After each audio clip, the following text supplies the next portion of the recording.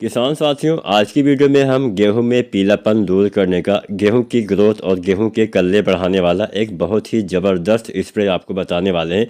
इसका छिड़काव अगर आप गेहूं में करते हैं तो गेहूं में अच्छे कल्ले आएंगे, गेहूं में अच्छी बढ़वार होगी। अगर पीलापन है तो पीलापन भी दूर हो जाएगा।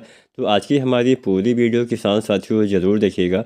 और आपके मन में अगर कोई भी सवाल है, कोई भी सुझाव है, तो आप नीचे कमेंट भी कर सकते हैं। वैसे पीलापन होने की तो बहुत सारी वजह हो सकती हैं, जैसे नाइट्रोजन की कमी या फिर अन्य कुछ खादें कम हो जाती है तो भी पीलापन, जैसे जिंक हो गया, सल्फर हो गया, इन सब तत्वों की कमी, खाद्य पदार्थों की कमी से पीलापन आ जाता है।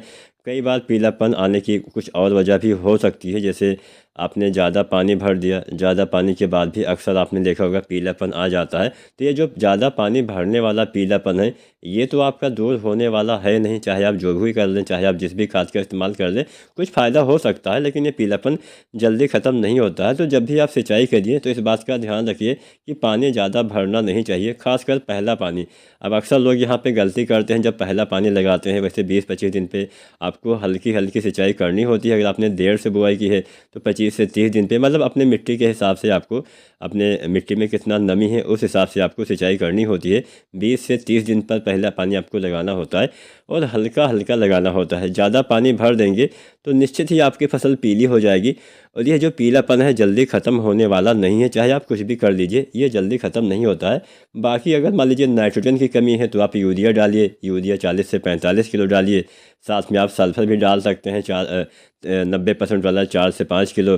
साथ में आप जिंक भी डालिए 33% वाला, लगभग आपको 5 से 7 किलो, या 21% वाला 8 से 10 किलो इस्तेमाल करना होता है। तो अगर यूरिया, जिंक, साथ में सल्फर डालने से पीलापन दूर हो जाता है तो अच्छी बात है।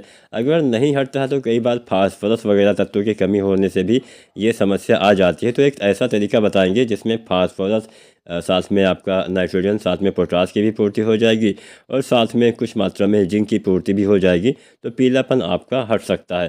तो यहाँ पे क्या करना है, यहाँ पे आपको लगभग 3-4 चीज़ों का इस्तेमाल करना है। बहुत ही सरल तरीका है, कोई मुश्किल तरीका नहीं है और बहुत ही सस्ता भी तरीका आप इससे मान सकते हैं।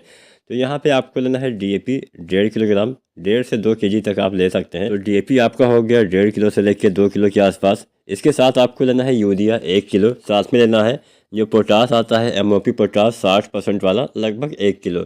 ये 3 चीज़ें हो गई। इसके अलावा एक चीज़ आपको और लेनी है जो मैं आगे आपको बताऊंगा।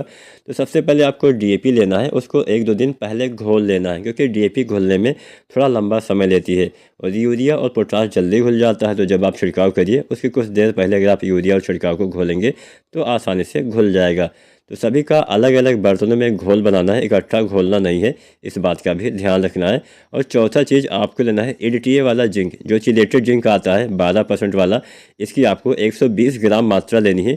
तो ये 4 चीज़ें अलग अलग बर्तनों में घोलना है, इस बात का बहुत खास ध्यान रखना है। इकट्ठा घोलेंगे तो ये सब बेकार हो जाएगा, आपका पैसा भी बर्बाद हो जाएगा।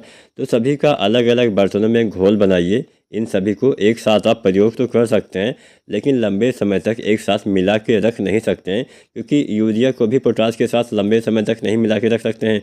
बाकी जो जिंक आता है 12% वाला, उसको भी लंबे समय के साथ आप डीएपी खाद के साथ मिला के नहीं रख सकते हैं, हालांकि आप प्रयोग कर सकते हैं। तो यहाँ पे केवल 12% वाला EDTA जिंक ही आपको इस्तेमाल करना है। 33% वाला या फिर जो जिंक सल्फेट आता है, कोई भी, चाहे 21% हो चाहे 33% हो, इसका इस्तेमाल आप नहीं कर सकते हैं।